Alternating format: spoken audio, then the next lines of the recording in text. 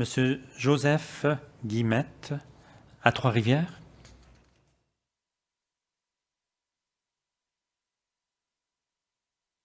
Bonsoir, messieurs, dames. Bonsoir, monsieur. Voilà, c'est un cas d'espèce. C'est que je me suis procuré une bouteille d'eau ce soir avant d'entrer, l'eau Saint-Justin, donc prélevée à Saint-Justin. Et là, je fais un cas d'espèce parce que moi, j'interviens à titre de consommateur d'eau de source embouteillée. Or, j'ai le plan ici que vous avez en main. C'est la carte numéro 1, 2 sur 5.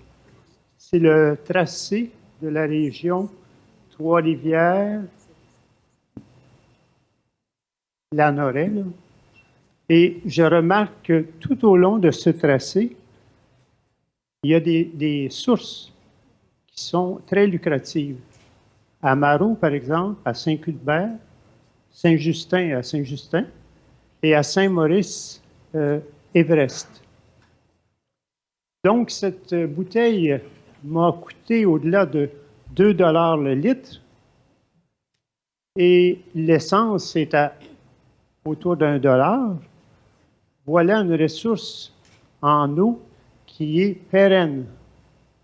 On pourrait faire autant d'argent dans 200 ans, dans 1000 ans, si on la préserve. Ça vient d'un bassin de plusieurs kilomètres, à coup sûr, d'eau qui se draine vers cette source. Et il m'apparaît absolument audacieux de passer un pipeline à proximité relative de ces sources extrêmement lucratives. Monsieur Guillemette. Et la question, elle, oui, d'accord. vous l'attendiez, je vous la donne. Vaut-il vraiment la peine de gager quelques dollars pour quelques années sur une ressource caduque, qui est le pétrole, en faveur de ça, plutôt qu'en faveur de l'eau? Vaut-il vraiment, le jeu en vaut-il la chandelle? Merci de votre réponse. Monsieur Bergeron. Monsieur le Président, la réponse que je donnerais à la question, c'est que, comme société, il faut gérer des risques. On sait que le transport de pétrole a des risques. Il y a des risques différents selon les modes de transport qu'on utilise. En fait, les activités qu'on fait à chaque jour comportent des risques. Alors, comme société, il faut les gérer et puis il faut, je dirais, prendre toutes les précautions nécessaires pour minimiser les possibilités d'accident. Alors, c'est encore une fois, l'oléoduc comporte certains risques. Le risque zéro n'existe pas. Mais comme je vous disais tout à l'heure, nous sommes d'avis que c'est un risque qui est tout à fait acceptable. Et c'est le contexte dans lequel on présente notre projet. Madame Brisson, comment se fait-il que dans la société, de façon générale, il y a des risques que les gens acceptent de subir sans rouspéter et d'autres risques qui peuvent être des fois plus grands, qui sont carrément refusés par des personnes qui acceptent des risques. Enfin, je reprends. Comment se fait-il que des personnes peuvent accepter des risques faibles, des risques élevés et refuser des risques faibles? Par exemple, quelqu'un qui prend l'avion par rapport à quelqu'un qui fait de la motocross, les risques sont différents. Comment se fait-il que dans la psyché sociale, comment se fait-il qu'on accepte des risques qui peuvent être plus élevés que d'autres? Bien, on tombe dans toute la littérature très abondante sur la perception des risques. Cette littérature-là est très bien documentée sur la façon dont un risque est acceptable ou non, selon des critères. Et ces critères-là ne sont pas uniquement psychologiques. Dans les critères psychologiques, on a l'utilisation que le bien qui donne le risque nous procure. Est-ce qu'il nous donne un bénéfice direct, un bénéfice personnel réel, la familiarité aussi qu'on a avec cet élément-là, et aussi, est-ce que c'est quelque chose aussi où la science est constante et ferme et bien documentée? Mais il y a aussi d'autres aspects, des aspects, par exemple, sociaux, des aspects des impacts ou de la nature même de l'élément de risque. Est-ce que ces éléments-là perturbent beaucoup notre milieu? Est-ce que c'est un élément qui aussi est bien, où la gouvernance est bien menée, où il y a des approches, par exemple, participatives? Ça va être des risques beaucoup plus acceptables quand les gens sont amenés dans la gestion des risques que dans des éléments où c'est géré par des sociétés privées et où les gens ne sont qu'informés, par exemple.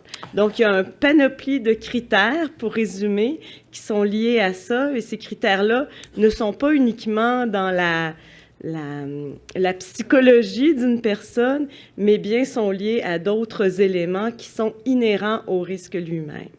Prenons un exemple que nous avons vécu au cours des derniers jours. Le promoteur nous a présenté le pire scénario vraisemblable sur la rivière Etchemin et il nous a indiqué que le risque qu'ils ont estimé, il était de 1 sur environ 1,5 million d'années. Forcément, on peut constater par le nombre d'interventions que nous avons reçues que plusieurs personnes, en dépit de ce risque somme toute très faible, sont très craintives.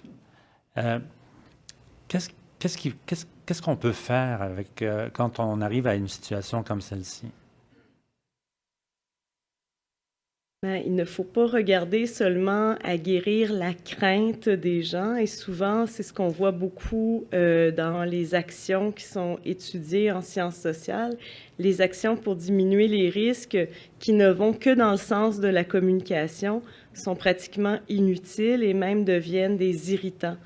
Ce qui sont les méthodes qui semblent les plus prometteuses, sans dire que c'est celles qui sont une recette magique, c'est celle où la participation des personnes impliquées est directement, cette participation-là dans la gestion des risques est bien intégrée. Et c'est pas juste une participation pour les amener à des réunions, écouter ce qui se passe. C'est une participation où les gens ont un pouvoir de changer le cours des choses, un pouvoir réel d'influencer les prises de décision. Et aussi, c'est des éléments où les gens peuvent toucher à différentes sphères de la gestion des risques, donc à différents éléments, que ce soit des éléments techniques, des éléments du mode de vie ou des éléments du mode de gouvernance même. Je tiens à vous dire que les gens sont loin d'être des imbéciles. Et si on les éduque correctement à la science, les gens sont capables de comprendre. Puis je suis sûre que le BAP le voit très bien avec le type de questions très documentées que les citoyens posent. Il suffit d'amener aussi suffisamment d'informations, des informations crédibles pour que les gens participent activement à la gestion des risques et d'une façon intelligente.